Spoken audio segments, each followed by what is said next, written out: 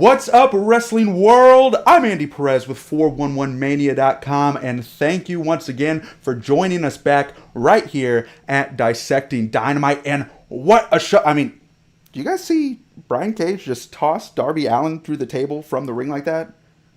Pretty fucking crazy. All right. Before we get started, let's make sure that you like, that you subscribe, and that you leave a comment over in the chat. Tell us what you thought about tonight's show. We would love to know. And joining us this evening, we have a 411 writer who was recently given a shout out by one Mr. Jim Cornette for his top 7 worst tag teams article. So make sure you go and give that a read once we're done with this show. You know him, you love him, the great Mr. Steve Cook. And Steve, what did you think about tonight's episode of Dynamite?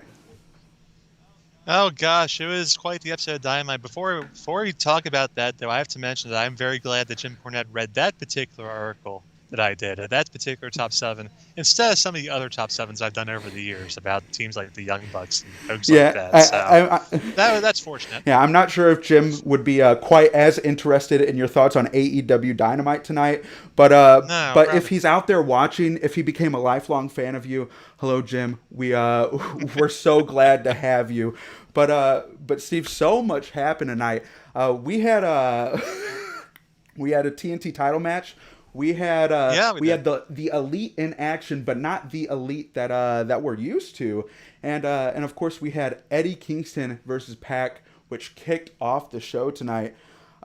Kingston and his family jumped Pac last week. They've had animosity since Pac's return, and then Eddie he stole the Lucha Bros and he disrespected them, and Pac didn't take kindly to that. I can't believe that they gave this away on free TV because I was beyond hyped leading up to this match. What did you think about Pac versus Eddie Kingston? Because this was this is somewhat of a dream match for me. I'll tell you, yeah, we're talking about two guys from back in the day on the independent circuit. Pac, Eddie Kingston, long time. They've known each other for a long time. I don't know how many matches they've actually had with each other. But to me, this is kind of about Eddie Kingston getting his ass kicked by Pac. Oh, he took a beating. It was a little uncomfortable to watch at certain points. Like towards the end there, Eddie might have just been doing a great job of selling because it looked like he legitimately messed up his shoulder. Well, even the little stuff before that, when he went outside of the ring against Pac, I saw that he was like limping a little bit and stuff like that. I was like, oh my gosh, I hope he didn't blow out his left knee or something. But Eddie Kingston, I mean, there's no one like him. He's just mean. He's nasty. But most of all, like in terms of his selling and just the overall package, he's like real. But he's just everything for me. But yeah, like you said, Pac just dominating. Like speed walking into the ring right past his pyro. I mean, like, fuck those pyro guys, I guess. Who cares about their work? Yeah, he had no time for that. It's a personal issue. Remember, Eddie Kingston tried to take the Lucha Bros away from Pac, and Pac was having none of that.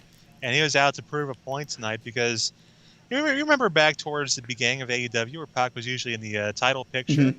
And it's been a while since people have thought of him like that, since he's been gone. But tonight was the night from the show that Pac is back, as they say.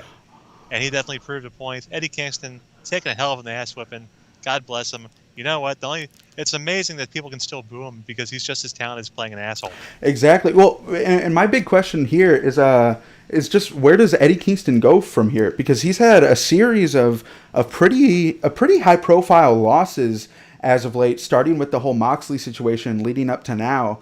I mean, how longer can he keep that legitimacy? I mean, like, his character building is off the charts, and because of his character, and because of his, like I said, his realness is what I'm continuously gravitating towards him. So I don't think I'll drop off the deep end. Do you think that they'll have issues showing Kingston as a legitimate force moving forward, or with his backup with the family, him being a heel? Do you think there's no issue? Eddie Kingston's fine. Yeah. He's fine. All he needs to do next week is grab a microphone. Just give that man a microphone, and Eddie Kingston will be okay. You'll forget about all his losses. That really doesn't matter. I mean, Kingston's one of those guys. You talk about guys who don't need to hold a title, who don't need to do this, who don't need to do that. Eddie Kingston can be Eddie Kingston with or without a title. Whatever his win-loss record is doesn't matter, because he just is a man who oozes with charisma and always makes you interested in whatever he's doing. So, nope, Eddie's going to be fine. And we still got Lance Archer in the mix, too, the Murder Hawk Monster. He hasn't forgot about Eddie Kingston. And there's still, some issues with Pac and Mr. Archer. So this thing is far from over, as they would say, far from over. Oh yeah, I'm excited to see what's going to go on with the family versus, I guess, the death. What are they going to be called when Lance Archer gets in the death rectangle? It's beyond me. Well, I don't think he's getting in. That's kind of the issue. I don't think Pac's letting him in. There's some bad blood still there for. I'm not really sure why they have bad blood. To be honest with you, I'm not really sure what the issue is with Pac and Archer, other than I guess just two alpha males. Yeah. For lack of a better term. They're guys like Monty Brown. I think they're just a couple of butt heads. That's the thing. They're just a couple of butt heads, button heads. Not much you can do there. Some bastards. Exactly.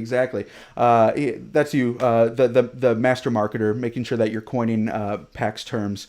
But yeah, from there we move on to Miro versus Chuck Taylor. There's been a lot of issues online with just people. The reception to Miro's role in AEW the entire time he's been in the company, people haven't been feeling it.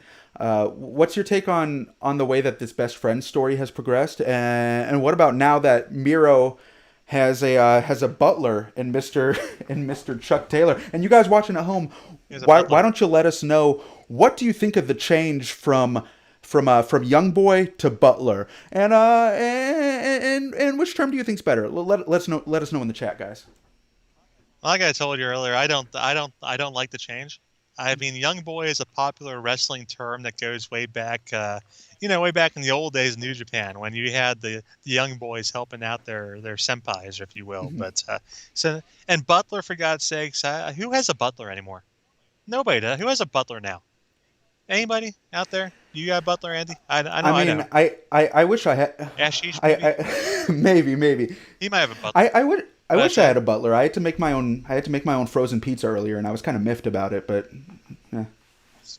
Now, as far as Miro's push goes, as far as what he's been doing, I can see where people be disappointed with it, because you remember when he was in WWE, the hype was that he had been underutilized for so long, and he was this world champion waiting to happen and whatnots. And since he's gotten AEW, I'm not saying he's probably doing exactly what he wants to be doing.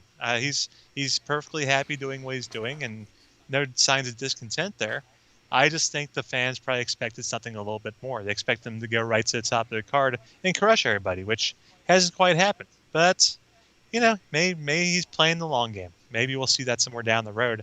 And until then, he has a butler, at least until the big wedding, the best man. So, Chuck E.T., though, put up a good fight. Gotta give the guy credit. He didn't get completely squashed out there. He took the fight to Miro and did everything he could to prevent himself, from being the butler. But at the end of the day, it was game over, and we all kind of expected it.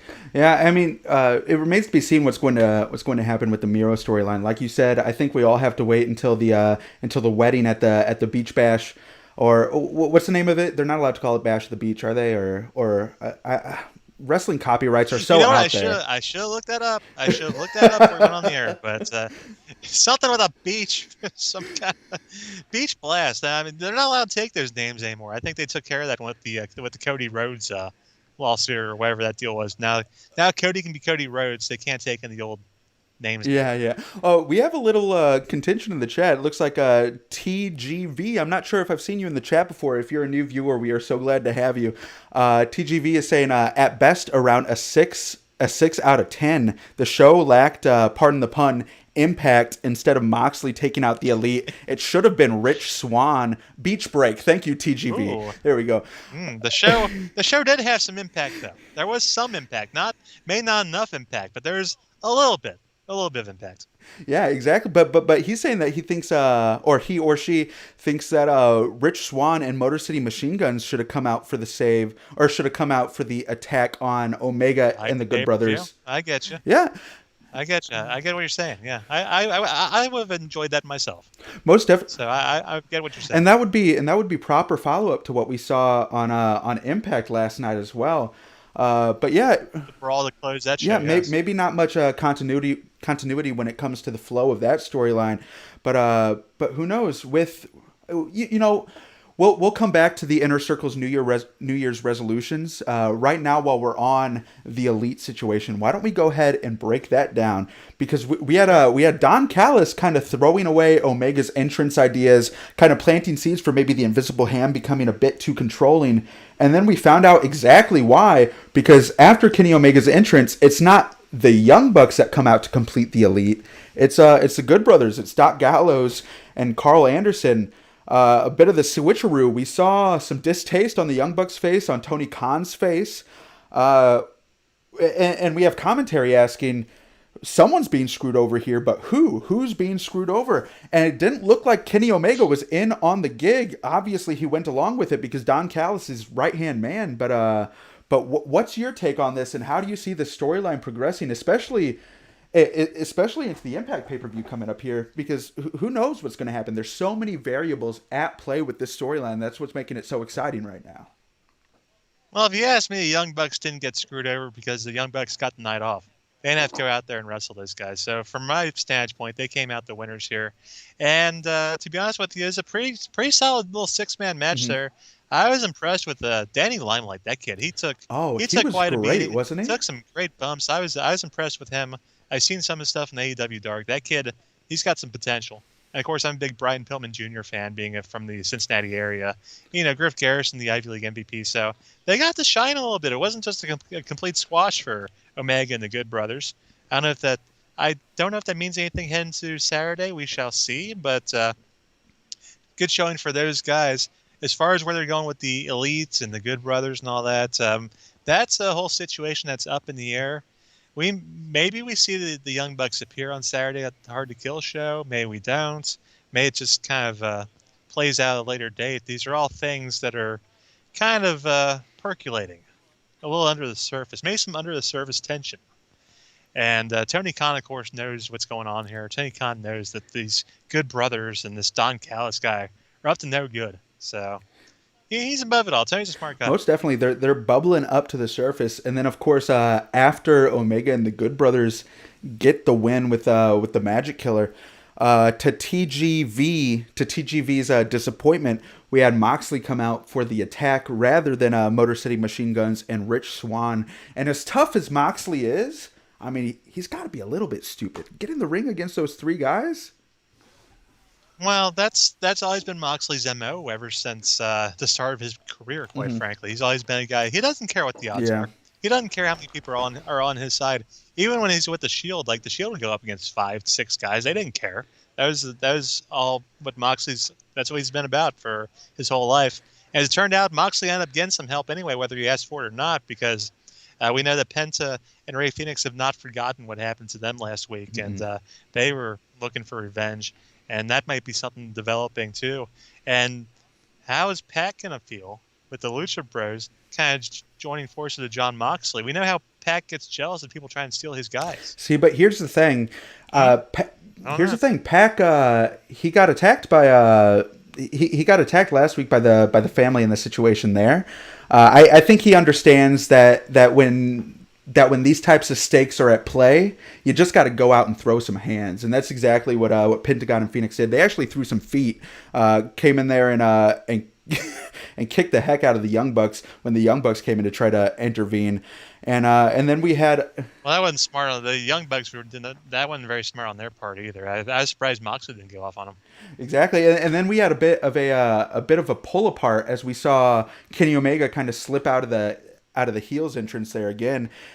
Yeah, Omega and Callis headed for higher ground like the wise men they are. Exactly. And yeah, Jonas 3 back in the chat this week. Hi, Jonas. We're glad that you're joining us again. They're saying that Nick's leg could use the rest. Glad that he got the night off. That's exactly what you were saying as well. In addition to, it would have been quite the pop if it were the Machine Guns showing up for the backup. Can't disagree there. But that leads us into Britt Baker's waiting room. Britt Baker's waiting room. I actually really dug the setup. I was telling you, it reminded me of the old 90s WWF talk shows like the Funeral Parlor and stuff, having the separate set existing outside of the ring. It's like we're existing in our own little universe. And of course, her guest is Cody, with special guest Jade coming out. And we Yes. had another pull apart. This happens with Dynamite sometimes, where it seems like maybe people aren't exchanging notes or something. We had two back-to-back pull aparts in two segments in a row here.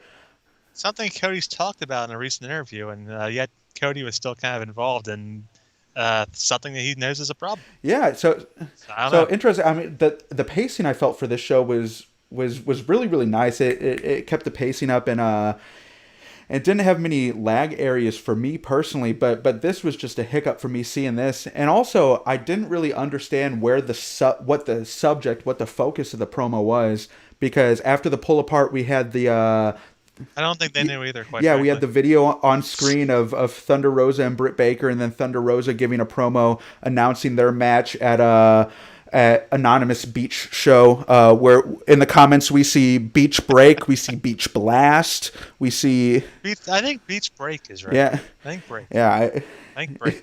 that makes it. We'll lock that in for now. For now, moving forward, we're going to call it Beach Break. We're not gonna. Beach But Break. yeah, what did you think about this? About Britt Baker's waiting room here? Because I was just kind of. I felt like I was watching a tennis match. I was going all over the place, back and forth. You know.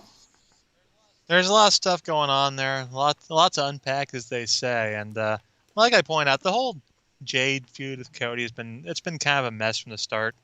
That awkward promo where she randomly name drops Shaq at the end, then the awkward sit down with Shaq and Brandy. Right. The awkward. It's just been a whole lot of awkward things going on for the most part. And who knows what? I guess they're setting up a match with Jade and Red Velvet, which that's something they can do. Yeah. I don't mind Red Velvet, so we'll see how that goes. More importantly, I think, unfortunately for our dear Dr. Baker, getting booked against Thunder Rosa at Beach Break, which we're calling it. I mean, hasn't Britt been through enough this week? I mean, my God. Oh. Her team got stomped on Sunday night, and now she's being booked in matches with Thunder Rosa. I feel bad for the poor girl. Not only, and this isn't a football show, but not only did the Steelers get stopped, it seemed like they like threw the they like threw the game. It was as if they weren't even playing. Nonetheless, got to back up here for a moment because we need to take a look at the New Year's resolutions for the Inner Circle, setting up some really interesting story dynamic here. When it comes to the resolutions, Jake Hager, he wants championships. Sure. MJF, of course, the warm-hearted young man he is, wants to strengthen the bonds and get rid of fat people, which kind of makes me feel a little self-conscious. It kind of, I mean, like I'm already having some image issues, MJF. Yeah, no, I wasn't a big fan of that either myself. What can you do? But we have Ortiz wanting to perfect his grandma's recipes, and then we have Jericho wanting to gain the tag team titles. You had people booing food, for God's sakes, which I was a little surprised. Booing food. Maybe they're just agreeing with MJF there, but and then we have Jericho saying that he wants to get the tag team titles with MJF, which led to the maybe the line of the night, maybe the line of 2021 so far. Sammy calling out Jericho as a tag team slut. And which is 100% accurate. Yeah, we 100% accurate. Can't really disagree with that. But that led to a three-way tag match next week to determine who is the tag team of the Inner Circle. We have Jonas in the chat saying that he laughed out loud at the Sammy Hagar situation, or yeah, Sammy. Yeah, that's a wonderful tag team name, Sammy Hagar. Can you do? Love that. But yeah, we have Sammy and Jake, Sammy Hagar versus MJF and Jericho versus Santana and Ortiz next week. Last week we saw Wardlow face off against Jake Hager. As much as Jericho insisted that the Inner Circle is staying together, they're fighting every single week. What's going on here, Steve? Where? Well, you know what? Sometimes fights bring families together. I think that's the strategy Jericho has here. Because, sometimes you got to have it out with your brothers, with your sisters, with your uncles, whoever it may be. Just go out there, have a good old-fashioned slugfest, and after the dust clears, you're through it, and you're all good friends, all buddy-buddy. I mean, you didn't see Hager and old Wardlow fighting this week. They seem to be okay with each other, as far as I could tell. So maybe once you put all these guys in the ring with each other, and things get kind of hashed out, let off some of that tension, then I think things will be fine in the Inner Circle. I think there are better days ahead for this group, and you can't go wrong with any of those tag teams representing the group either. Yeah, I guess not, but surely some feelings are going to be hurt. We saw in Jake's face. Obviously, his feelings were hurt after last week. Wardlow kind of reveling in the fact, giving Jake a bit of a rotten smile. But yeah, a lot of this is up in the air when it comes to the Inner Circle. I'm a huge fan of the Inner Circle. I don't want my Inner Circle T-shirt to go out of date. So I'm praying that they stay together. But let's jump forward a little bit now. We had FTR versus the Jurassic Express. No Luchasaurus here tonight. It was Marco Stunt and Jungle Boy in action. And I know you have some choice words for one Marco Stunt. I know you're not quite a huge Marco Stunt fan. What did you think about this match in particular? Nothing compared to the choice word that -1 had for Marco Stunt. Nothing close to that. I cannot follow that up. The -1's just a pure genius. Just sign me up for everything he said. Just sign me up for that, basically. And the high point of this match to me, without a shadow of doubt, Tully Blanchard. Yes, Tully Blanchard ramming Marcus Stunt's ring post. Fantastic. 5 stars. Tremendous. Love Tully. Yeah, I can't disagree with that. And of course, the correct team wins with the newly renamed Big Rig. And as you and I were watching, I was telling you that FTR seems like they're kind of lost in the mix now that Young Bucks seem pretty heavily involved in the whole Kenny Omega Don Callis situation. I don't know where I see FTR going forward. I mean, I hope they get their shot against the Young Bucks again because I feel like there's a lot more great storytelling that we can see. Their match back at Full Gear was just the tip of the iceberg, and the storytelling that we saw within that match was great. Outside of the match, the story between FTR and Young Bucks, I haven't been crazy about it. And maybe, who knows, maybe that's why they dropped it so far. But FTR, I would think that I don't know. They're just not in the spotlight that I thought that they would still be in at this point. It's one of those things that they'll get back to at some point, I'm sure. And AEW has a lot of tag teams that they have to work through. A lot of folks going on there. A lot of different things to take care of. You can run FTR against anybody pretty much and come up with something good. So, not too worried about that. We'll see the Young Bucks FTR go again at some point. Probably some later pay-per-view. I'm not going to say Revolution. I think I might be a little too soon. But sometime after that, possibly. Yeah, we'll see. And we also saw a lot in the Ty Conti versus Serena Deeb match for the NWA Women's title. We didn't see Abaddon and Hikaru Shida this show.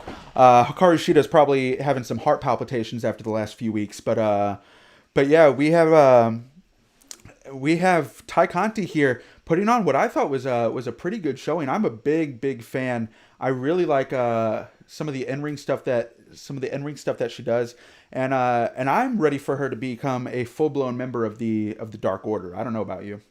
I think they're ready for their second female member. Oh, sure, they're definitely ready for that. They'll be coming sooner rather than later. Conti, she really stands out compared to the other women as far as like her offense goes. That jiu-jitsu, that judo, that stuff that she throws in there. You don't see the other girls doing that. And when you got Serena Deeb in there, you got a complete pro who's seen it all, done it all, been all over the place. She knows what she's doing in there, and that's a large reason of why the NWA Women's title is kind of taking the steam away. I think the NWA Women's title, it seems like to me anyway, it seems to be more sought after than the AEW Women's title. Definitely more of a prominent role on their major TV show most weeks. I kind of like the slight departure that we had the past few weeks with Shida and Abaddon. Abaddon taking a huge bite right out of Shida's neck, but I mean, I could live without the Shayna Baszler rehash myself, but something different though. Definitely something different. Hey, I mean, I was very hungry watching last week's show, and I was not hungry after watching that, actually. No, see, I'm saying that that's what kind of ruined my appetite. So thankfully, I was able to stick to my diet thanks to Abaddon. But well, there you go, Abaddon diet. Exactly. But then we had a TNT title match. We had Darby Allin versus Brian Cage, and Darby Allin. I mean, is he just made out of jello? How is he able to take He, that type of abuse? This was crazy. oh, oh gosh, there is just all sorts of brutality going on here. Poor kid getting thrown over the turnbuckle, through the table, freaking busting himself wide open. That was just, well, that was insane.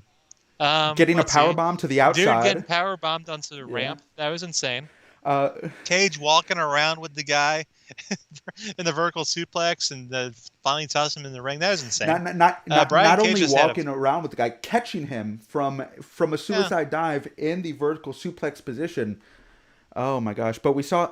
Yeah, Cage got to do anything he could think of, quite frankly. I mean, anything that Brian Cage could think of, he did in this match. Any kind of power spot he could possibly come up with, he got to do. It was pretty fantastic for him. He got to show off his skills.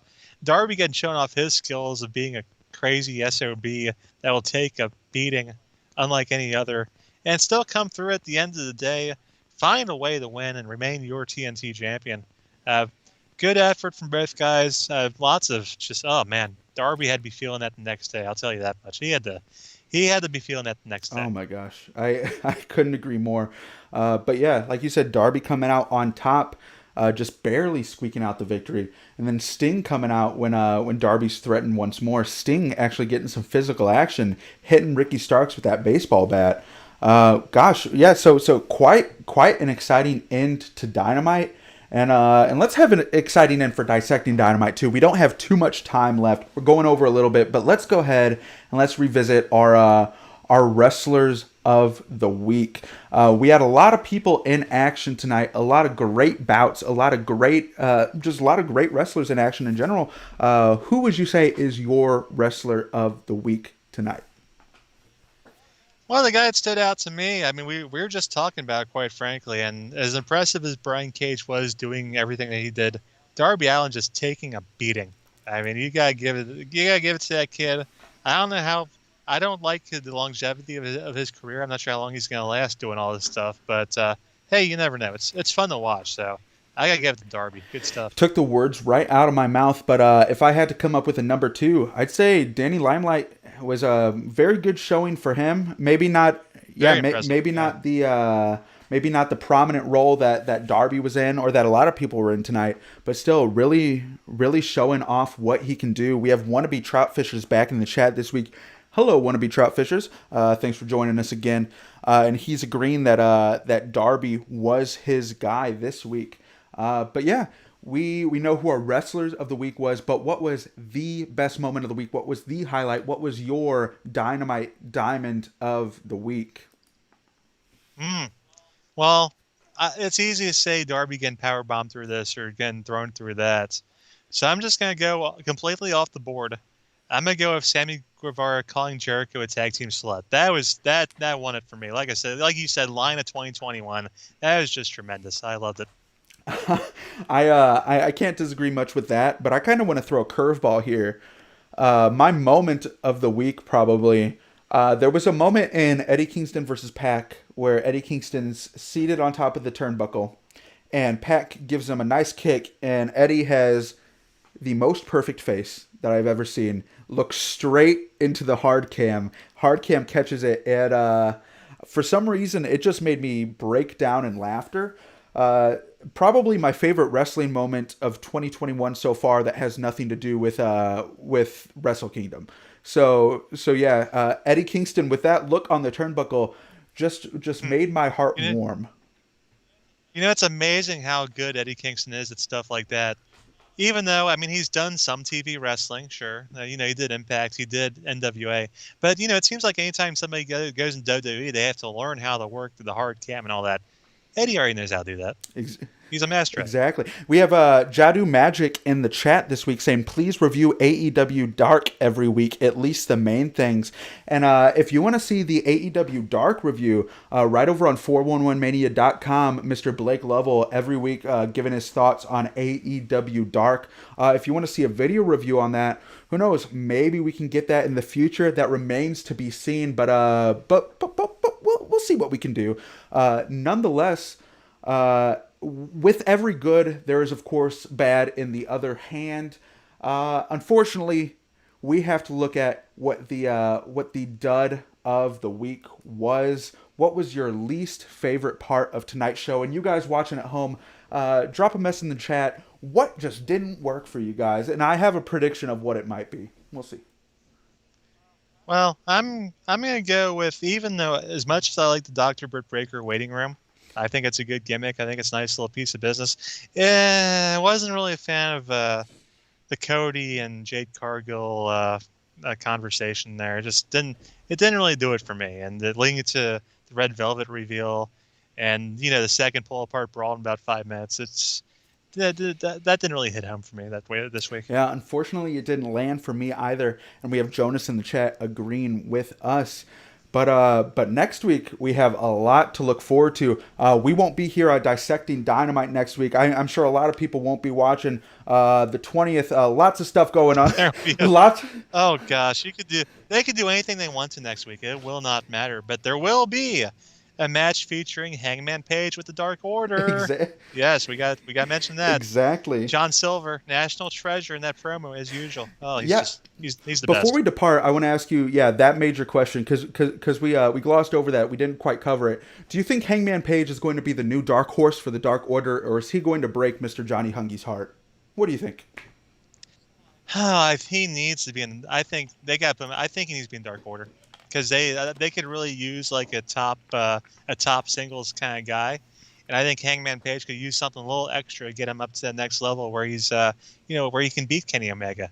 And I think putting him with Johnny Hungy and Alex Reynolds and all those guys, I think it just raises them all up. So that's what I would most do. Definitely. And with Dark Order inarguably being a face stable now, I mean, I don't think there's any other way they could go with them. They have to have a figurehead sitting there at the front, and if it's not Johnny Hungy, then heck, it might as well be Hangman Page. But yeah, next week, if you guys want to get in on the talk when it comes to Dynamite, make sure you go over to Tony Acero's coverage of that over on 411mania.com. Other than that, we'll be here the following Wednesday to discuss Dynamite as always. But ladies and gentlemen, Steve Cook, before we go, is there anything that you have that you would like to plug? Well, we talked about the worst tag teams earlier, so all this stuff at 411mania.com. I got a botch column coming up pretty soon if they haven't posted it already. ROH review. No, this Saturday I'm gonna be doing the Impact Hard to Kill review there. So check that out. Love getting to do that. Love getting to log on to Fight TV and do that. Some Hard to Kill, some Impact Wrestling. I'm pretty excited about it. Good 6-man main event, some solid matches up and down the card. That's going to be a good time, so make sure you hang out for that on your Saturday night. It's not like we do anything else on Saturday nights anymore. Come on, exactly. I think a lot of people are excited about Hard to Kill. What I'm excited about here on the 411 Mania YouTube channel, which, by the way, make sure you like, subscribe, all that good stuff. Coming up, well, first of all, we just released our our best matches of 2020 video, which Mr. Steve Cook was nice enough to be a part of, along with Andrew Thompson and Blake Lovell. Great video, so make sure after this you go and watch that. I was wondering where you found a picture of me with clean shaven. I was a little surprised to see that. Oh gosh, the editing process is always such a blur. Probably. Man, that must have been from years ago. If I didn't Google your name, it was. It was probably Twitter. I'm sure somewhere, but probably Twitter from years ago. But I was surprised to see that. But yeah, other than that, we have a short history of the surprise Royal Rumble entrant coming up here, Royal Rumble weekend, right here at 411 Mania. Right here at the YouTube channel. And then also Blake Lovell has a new retro review series, part of the 411 On Wrestling podcast, and I'll be appearing on that to review Royal Rumble 2001, so keep a lookout for that. But other than that, thank you so much for watching once again. We had a great night of dissecting Dynamite, and I hope the night for you guys and for you as well, Steve, remains great. Have a good one, and we'll see you in a couple weeks, ladies and gentlemen.